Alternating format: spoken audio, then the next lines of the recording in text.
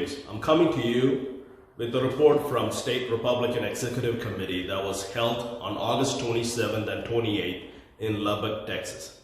Before I start, I wanted to take a moment to honor the men and women who fought in Afghanistan, who gave their lives for our freedom. It is unfortunate our president is not interested in supporting or showing respect to our troops and our fallen heroes. He should have done a much better job. Americans expect that from any administration, Republican or Democrat, but I'm not here to talk about that. So if you watched our SREC live feed through Facebook, you probably know that we've got cut off by Facebook for violating their community standard. We do need to have better regulation to manage these big tech entities. We cannot have our First Amendment rights suppressed by these socialist big tech. So going into the SREC report, we started by filling 2 SREC vacancies, one for Senate District 4, where we elected Walter West to that position. The next for Senate District 11, we elected Peter Lassonde. With the approval of SREC, Chairman Rinaldi appointed the following people to these respective positions. Let me see.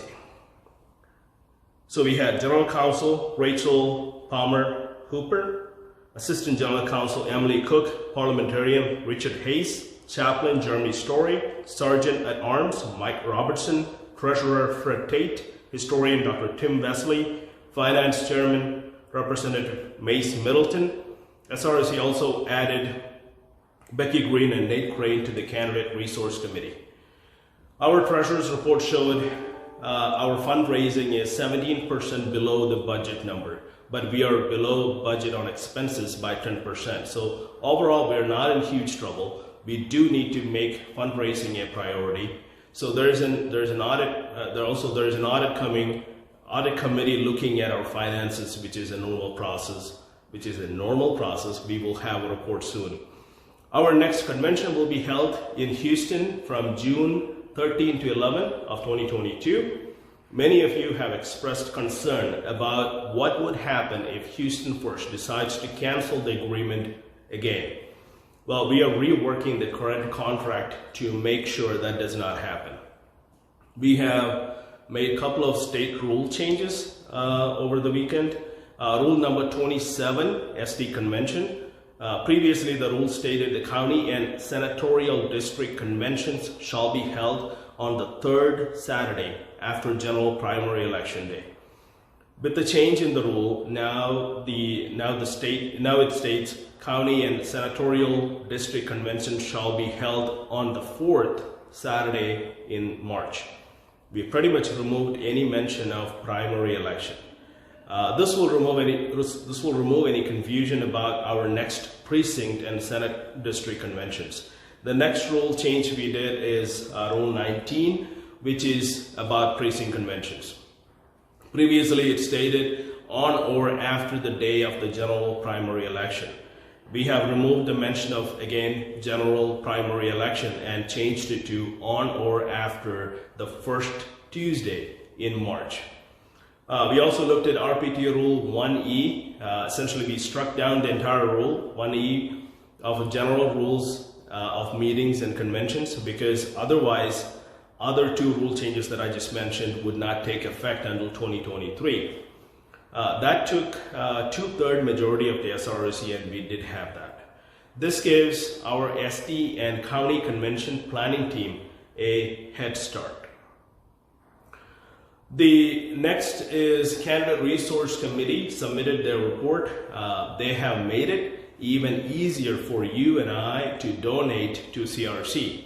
This fund is very critical, very specifically collected and used for lower ballot candidates. In the last election in 2020, candidates from our counties received a good amount of money for their election from this committee. So if you wish to donate, please contact me and I will get you connected with the right people. As in any SREC meeting, one big thing is resolutions, right? So we had 3 resolutions. The first one is calling for removal of any Democrat legislators from the committee chairmanships. This has been a big deal to grassroots all over state of Texas for the last month and a half since they cut the quorum and went to DC to hide. So we have a resolution for that. It will be sent to Governor, Lieutenant Governor, and the Speaker. The second resolution is defending medical freedom and personal responsibility, which is basically asking authorities to remove any vaccine mandates, private or public, in the state of Texas. We thank the governor for adding this issue to the special session call.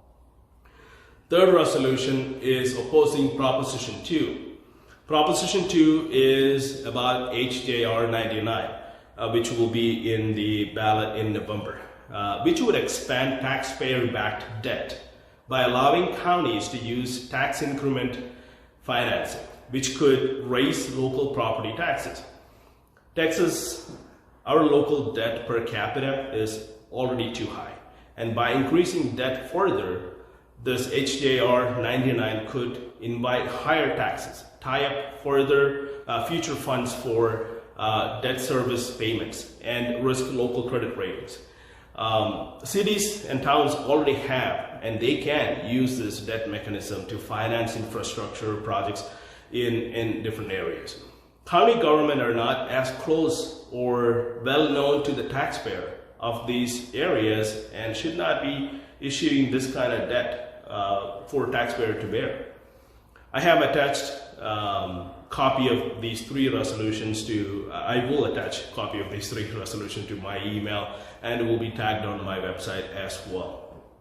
Party organization, partnership and coalitions, legislative priorities, engagement, election integrity, all of those committees submitted their reports. I will have them, if you want to read them actually, you can go to texasgop.org and click on the SRC meetings and you can get those briefs.